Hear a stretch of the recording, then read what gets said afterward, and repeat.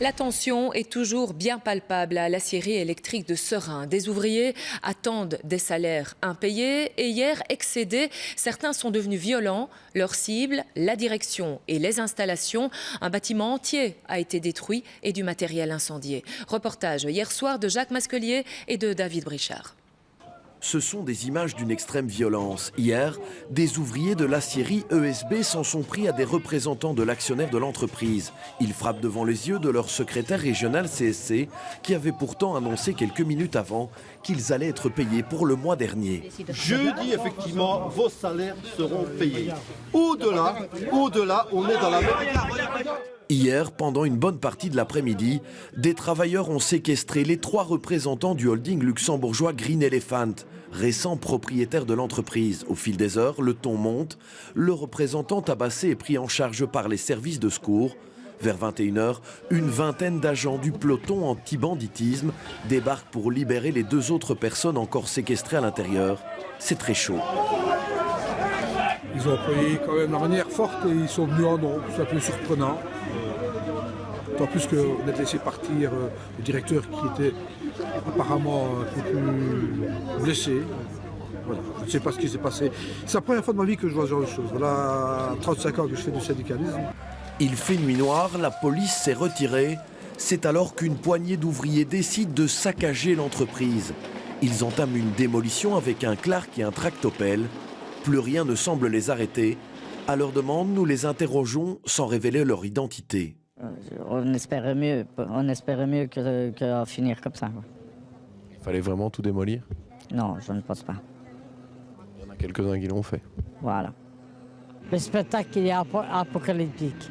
Et ce spectacle dramatique continue durant de longues minutes. Dans leur tête, cette acierie est déjà en faillite, même si cela n'a pas encore été prononcé officiellement. Depuis des mois, la plupart sont au chômage technique.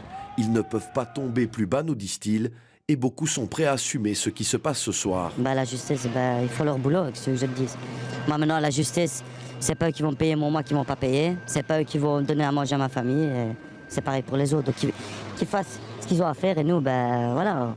Vers minuit, le feu est bouté aux machines qui ont servi à la démolition. Les pompiers sont d'ailleurs venus maîtriser les flammes par après. La police, de son côté, pourtant prévenue à plusieurs reprises, ne s'est plus rendue sur place avant le petit matin. Alors, qui va payer les dégâts? Comment surtout apaiser la situation? Natacha Mann, vous êtes sur le site de l'acierie sérésienne. C'est un peu plus calme qu'hier déjà?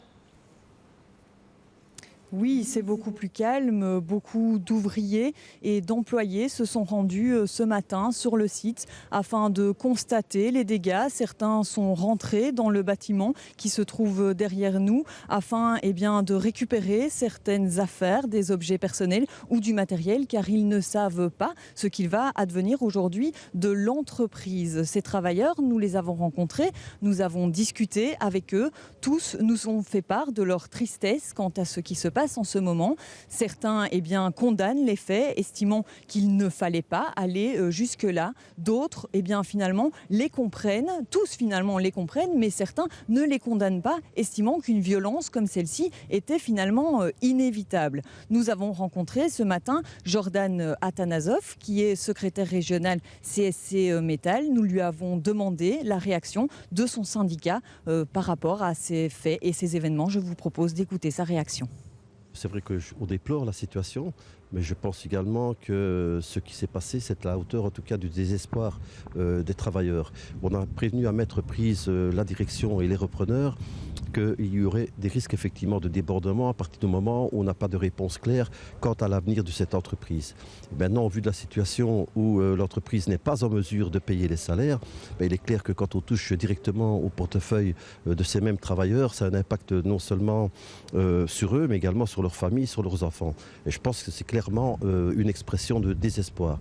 Bon, je déplore clairement effectivement l'excès, mais je peux la comprendre d'un côté. Oui, cela dit, Natacha, sur une vidéo reçue après cette interview, on voit clairement Jordan Atanasov lors de l'intervention musclée dans les bureaux de la direction et il ne semble pas en mesure d'empêcher les choses. Oui, tout à fait. Après avoir réalisé cette interview, nous avons reçu donc cette vidéo. Nous avons donc repris contact avec monsieur Atanasov afin de lui demander s'il pouvait s'expliquer sur sa réaction. Nous lui avons fourni la vidéo afin qu'il puisse la visionner. Mais par la suite, il n'a pas souhaité s'exprimer face caméra. Il nous dit s'en tenir à ce qu'il nous a déclaré ce matin, car il ne souhaite pas remettre de l'huile sur le feu. Alors que va-t-il se passer maintenant ici? Eh bien, tout d'abord, les travailleurs vont être payés. Ça, c'est une certitude. Normalement, cette semaine, voire peut-être même demain, les syndicats se sont réunis ce matin afin de discuter des faits qui se sont déroulés, des faits qui sont tout de même graves. Et puis, eh bien, la grande question qui demeure, c'est cette entreprise va-t-elle ou non être déclarée en faillite? Nous avons tenté de contacter ce matin l'entreprise, mais sans succès. Il y aura certainement plus de réponses dans les prochains jours. Merci Natacha. Voilà donc pour la situation dans cette aciérie à Seraing.